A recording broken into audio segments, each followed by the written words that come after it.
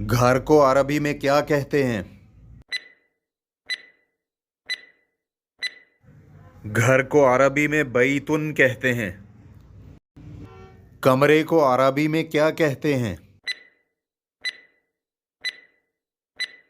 کمرے کو عربی میں غرفتن یا حجرتن کہتے ہیں۔ دروازے کو عربی میں کیا کہتے ہیں؟ دروازے کو عربی میں بابن کہتے ہیں۔ دروازے کی چٹخنی کو عربی میں کیا کہتے ہیں؟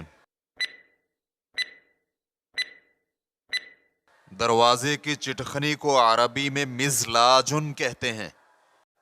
ونڈو کو عربی میں کیا کہتے ہیں؟ ونڈو کو عربی میں شباکن کہتے ہیں۔ دیوار کو عربی میں کیا کہتے ہیں؟